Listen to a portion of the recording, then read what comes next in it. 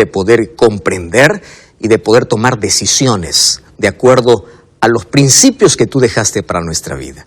Que tu Santo Espíritu hoy pueda tocar nuestro corazón y que podamos elegir a Jesús. Por eso abrimos tu palabra con esa seguridad de que tú vas a enseñarnos y mostrarnos el camino correcto. En el nombre de Jesús. Amén. Probablemente la mayoría de ustedes ya vio el cuadro que yo tengo aquí, y es el cuadro que fue pintado por Jean León de 1824 a 1904, el cuadro de la última oración de los mártires. Esta última oración, o este es el cuadro que pinta aquel Coliseo romano, donde era testigo de cómo los cristianos daban su vida antes que negar su fe. El Coliseo romano fue terminado más o menos en el año 80 después de Cristo. Muchos judíos y cristianos participaron en la construcción. Y se menciona en la historia que el día de la inauguración de este Coliseo, mataron 5,000 cristianos y 10,000 animales. A partir de ese momento, toda la historia de ese Coliseo es testigo fiel de tanta sangre que se derramó. ¿Por qué? Porque allí era prohibido o no tenían la libertad aquellos cristianos de poder predicar acerca de Cristo o de ser fieles y leales a la palabra de Dios. Entonces, aquel cuadro nos muestra ese momento tan difícil que pasaron los cristianos del primer siglo. Además, en los primeros siglos, la primera iglesia o la iglesia cristiana pasó por momentos muy difíciles. Todos los discípulos de Jesús fueron muertos en diferentes momentos. Por ejemplo, el libro de Hechos capítulo 12, versículo 1 y 2, dice que el primer apóstol en ser muerto fue Santiago, hijo de Zebedeo. Él fue allí decapitado por Herodes. Ahora, fíjate que es interesante, Pedro murió crucificado cabeza para abajo allí en Roma. Si nosotros continuamos viendo parte de la historia de cómo terminaron los apóstoles de Jesús, encontramos a un Bartolomé que fue lanzado al mar en un saco y ahí murió totalmente asfixiado. Ahora, ¿qué decir de Santiago, hijo de Alfeo? Él murió apedreado por los mismos judíos allá en Jerusalén. Y nosotros podemos también ver la historia de Juan. Juan es el último de los discípulos, el último en quedar vivo. Y a este último, según la tradición judía, dice que le colocaron en un perol de aceite hirviendo, mas Dios preservó su vida. Entonces Domiciano, por querer callar o por querer quitar la influencia de este discípulo de Jesús, lo envió para ser exiliado allá a la isla de Patmos, donde pasó los últimos años de su vida. Mas Dios allí se presentó para traernos la revelación más grandiosa, la que hoy conocemos como el libro de Apocalipsis. Por eso la Biblia y el libro de Apocalipsis especialmente es un tesoro para nuestra vida. Ahí encontramos entonces a Juan exiliado en la isla de Patmos. Ahora, ¿a qué se debió todo esto? La Biblia menciona por qué los cristianos sufren por causa de su fe. El libro de Apocalipsis capítulo 12, mira, abre la Biblia conmigo. Apocalipsis capítulo 12, versículo 17, menciona lo siguiente. Apocalipsis 12, 17, dice así: entonces el dragón se llenó de ira contra la mujer y se fue a hacer guerra contra el resto de la descendencia de ella, los que guardan los mandamientos de Dios y tienen el testimonio de Jesucristo. Cuando nosotros analizamos qué significa en profecía dragón, no necesitamos una interpretación, porque el capítulo 12, versículo 9, nos dice que el dragón representa al diablo, al enemigo de Dios, al adversario, aquel que se rebeló en el cielo. Y si nosotros vamos al libro de Efesios capítulo 5, versículo 22 al 25, encontramos que iglesia representa, o una mujer representa a una iglesia. Aquí vemos entonces una lucha, un conflicto entre ¿quién? Entre Satanás y la iglesia. ¿Quién es la iglesia? La iglesia son aquellos que deciden seguir a Jesús bajo cualquier situación o bajo cualquier circunstancia. Iglesia es el grupo de personas que se reúne para adorar porque tienen un corazón entregado para Jesús. Ahora fíjate que hay muchos adoradores en este mundo. Existen más de 34,000 religiones en este planeta. Lo curioso es que el diablo no está enojado con todas ellas. Específicamente está enojado con un pueblo que guarda los mandamientos de Dios y tiene el testimonio de Jesucristo. Dios colocó aquí en su palabra a su pueblo, no con un nombre, no con características que todos tenían en común, sino que aquel pueblo que guarda sus mandamientos y tiene el testimonio de Jesús. Entonces nosotros encontramos la ira del dragón, el dragón representando a Satanás contra la iglesia y especialmente contra el resto, contra el remanente, porque de toda la iglesia solamente quedó un grupo fiel, un grupo no numeroso, pequeño, fiel. Ahora, ¿por qué solamente quedó un grupo fiel? ¿Sabes? Porque desde el momento que Satanás empezó a perseguir a la iglesia, él tuvo una intención. Quiero desaparecer a todos los seguidores de Cristo. Sin embargo, Tertuliano mencionó, mientras más cristianos mataban, más cristianos se levantaban. Parecía que la sangre de los mártires, de aquellos que daban su vida, no importa, antes que renunciar a su fe, pareciera que la sangre era como semilla para que más cristianos se levantasen. Entonces el diablo dijo, yo no gano nada matando cristianos, porque mientras más los destruyo, más cristianos se levantan. Y allí viene un cambio de estrategia.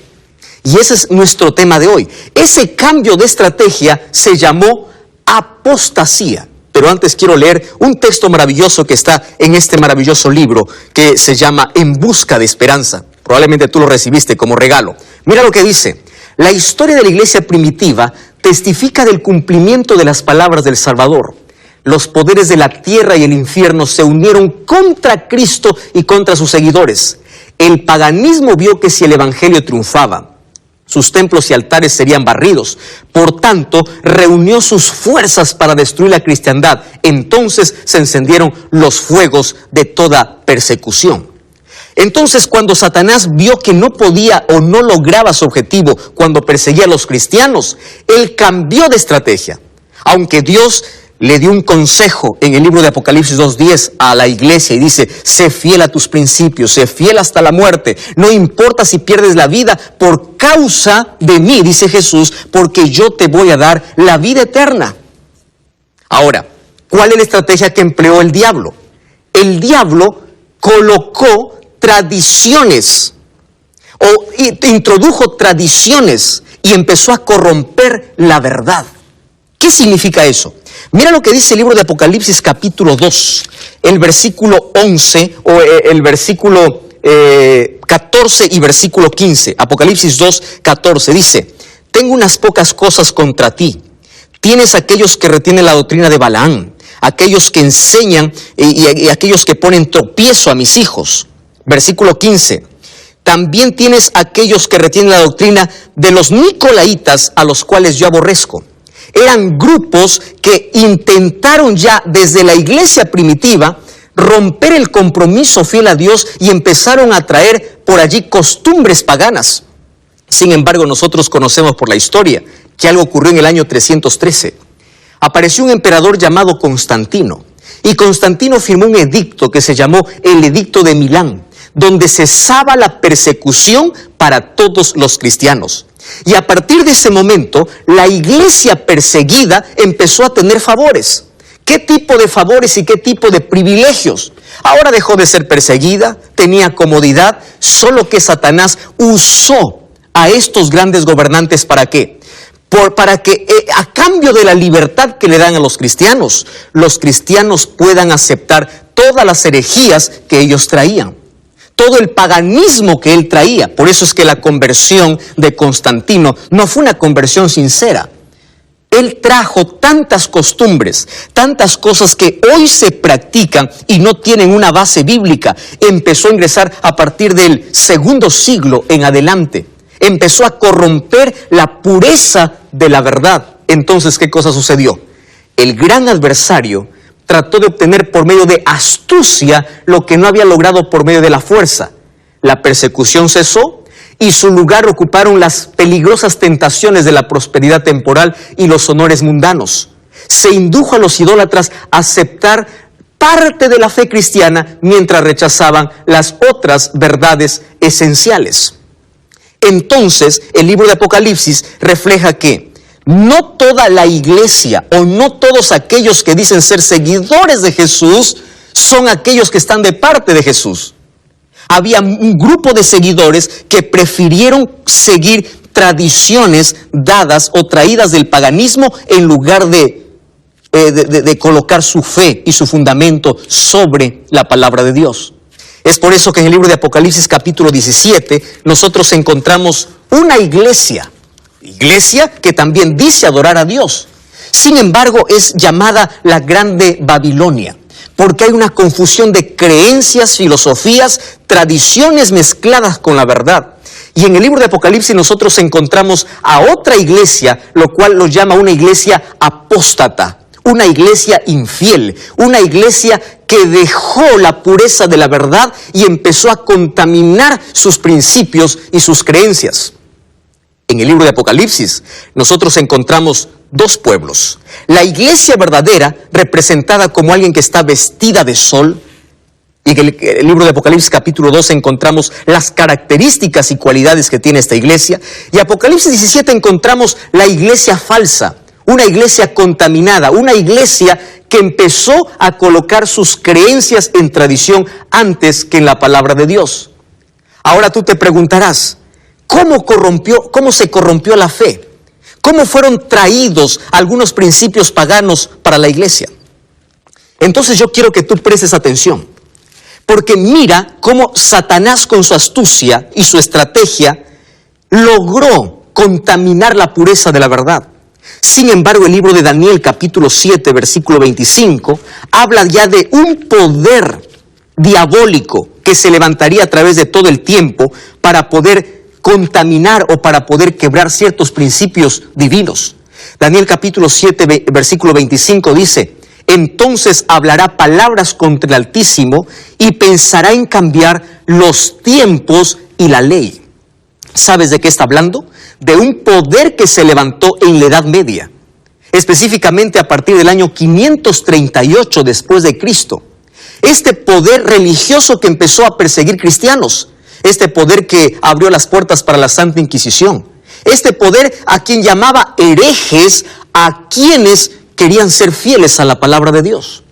Ahora presta atención, dice que cambiará los tiempos y la ley. Este sería un poder apóstata profetizado por Daniel capítulo 7 versículo 25. Nosotros ya en un programa anterior hablamos acerca de la ley de Dios y dijimos algo muy claro: la ley no salva, mas tiene una función, ¿verdad? Uno cuando recibe la gracia de Cristo, Cristo nos ayuda a vivir en armonía con su palabra y con su ley. Si tú empiezas a revisar cómo este poder cambió la ley de Dios, manipuló, quebró la ley de Dios, tú tienes que revisar dos libros. Mira, yo tengo aquí un libro que tú debes tener allí en casa, que se llama Catecismo. Y yo tengo aquí también la Biblia. Hay muchas personas que han leído más el Catecismo que la Biblia. Mas hoy quiero hacer una comparación muy sincera y muy transparente. Si tú tienes un catecismo allí, tú puedes revisar lo siguiente. Mira cómo fueron cambiados la ley de Dios. Por ejemplo, el primer mandamiento dice: no tendrás otros dioses delante de mí. El segundo dice: no te harás imagen ni escultura. Eso dice Éxodo capítulo 20. Sin embargo, el catecismo anuló el segundo mandamiento. Aquel que dice: no levantarás escultura, lo cambió por: no tomarás el nombre de Jehová tu Dios en vano. Y mira, alteró el orden de los mandamientos. El tercer mandamiento dice: guardarás el domingo y las fiestas. ¿En qué parte de la Biblia se encuentra eso? Ahora, el cuarto mandamiento fue totalmente alterado. El cuarto mandamiento de la ley de Dios dice: acuérdate del día sábado para santificarlo. Y según el catecismo dice: honra a tu padre y a tu madre. Ahora, el 10º mandamiento fue duplicado. ¿Por qué? El 10º mandamiento en la Biblia dice: no codiciarás. Sin embargo, según el catecismo dice: no desearás la mujer del prójimo y no codiciarás las cosas ajenas. Es decir, el 10º mandamiento fue dividido en dos para que pueda llegar a 10 mandamientos. Ahora te das cuenta que a través del tiempo ocurrió una grande apostasía. ¿Qué cosa es apostasía? Abandonar el camino correcto, dejar la verdad y abrazar algo que está contaminado, algo que está alterado. Entonces yo quiero hacerte un desafío hoy. Empieza a revisar todas tus creencias. Empieza a revisar por qué haces lo que haces, por qué comes lo que comes, por qué guardas el día que guardas. ¿Tiene un respaldo bíblico? No me digas porque el pastor dice así. No me digas porque la iglesia cree así. Tú tienes que decirme porque la Biblia dice así. Finalmente, en este mundo nosotros solamente encontramos dos pueblos. Solo existen dos caminos y cada camino tiene un destino totalmente diferente. Uno de los grandes hombres que fue capaz de dar su vida, de entregar su vida antes que negar su fe, fue Policarpo, aquel hombre de 86 años. Él fue allí uno de los obispos de la iglesia de Esmirna. Un día le dijeron, renuncia a tu fe, ya estás viejo. ¿Cómo es posible que tú vas a preferir la muerte antes que renunciar a tu fe? ¿Qué cosa puede ser más valioso que la vida? Y Policarpo se levantó y dijo así, durante 86 años, Dios nunca ha fallado sus promesas. Dios nunca me falló. ¿Cómo yo le voy a fallar a esta edad? Querido, Dios está buscando hoy un pueblo fiel, un pueblo sincero. No me digas, pastor, yo soy sincero. Dios te llamó a ser fiel. Dios te llamó a formar parte de un pueblo, pero de ese pueblo que coloca la palabra de Dios por encima de cualquier tradición. Yo conozco gente adorando pastores, gente adorando iglesias. Cuando yo pregunto a alguien y le digo, ¿por qué vas a este lugar? Dice, es que yo me siento bien. Gente buscando sensaciones antes que buscar la verdad. Conozco iglesias llenas con corazones vacíos. Conozco iglesias que hacen solamente shows. Conozco iglesias que solamente van porque la gente espera un milagro, mas no espera tener la palabra de Dios en su corazón. Conozco iglesias que buscan satisfacer al ser humano según los caprichos y deseos que ellos tienen, mas no presentar la verdad. Entonces tú solamente tienes dos caminos y cada camino tiene un destino diferente. Yo te voy a hacer una pregunta. No voy a hablar acerca de tu sinceridad, sino de cuán fiel tú eres a la palabra de Dios. Entonces allí donde tú estás, toma una decisión. Coloca tus principios y tu fe en la palabra de Dios. Y no importa si la mayoría hace lo contrario, tú tienes que estar cimentado en aquella roca firme que es la palabra de Dios. Tú tienes que estar cimentado en Cristo. Tú tienes que estar cimentado en la palabra. ¿Dónde está tu fe? ¿En una iglesia? ¿En un líder? ¿O en la Biblia? Quiero invitar al cuarteto Arautos du Rey que venga para cantar. Mientras ellos cantan, yo quiero que tú tomes una decisión importante. Quiero recordarte algo. El diablo no está enfurecido contra todos aquellos que dicen ser cristianos, sino especialmente con un grupo fiel. Es aquel que guarda los mandamientos